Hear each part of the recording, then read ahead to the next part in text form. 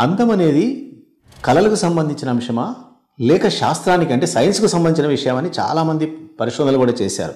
పరిశోధన పత్రాలు కూడా సమర్పించారు. జిమ్ మాస్టర్ అనే ఒక శాస్త్రవేత్త వాస్తవం లేదా నిజానికి ప్రతిరూపం అందమని వివరించాడు. నిజానికి అందం గురించి సంపూర్ణంగా నిర్వచించడం సాధ్యం కాదనే చెప్పాలి. కొంతమంది చక్కటి రూపురేఖలు, మంచి రంగుతో ఎంతో అందంగా కనిపిస్తారు. మరికొందరు చూడగానే అందహీనంగా కనిపిస్తారు. అందచందాలు నిర్ణయించడంలో ప్రాథమికంగా భౌతికమైన రూపురేఖలు కీలకం అనిపించినా వాస్తవంలో మాత్రం ఆ భావన సరికాదని మనకు నిదానంగా అర్థమవుతుంది. అందచందాలకు సంబంధించిన అభిప్రాయం ఎప్పుడూ ఒకే విధంగా ఉండదు.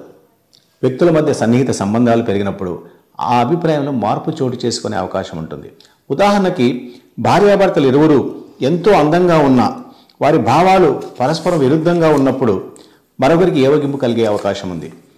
భర్త ఎంత అందంగా ఉన్నా కట్నం కోసం వేధించడం, అనుమానంతో లేనిపోని అపనిందలు వేయడం, రోజు తాగిన మైకంలో కొట్టి హింసించే భర్తను చూస్తే ఆ భార్యకు తేళ్లు జెర్రులు ప్రాకినట్లు అనిపిస్తుంది.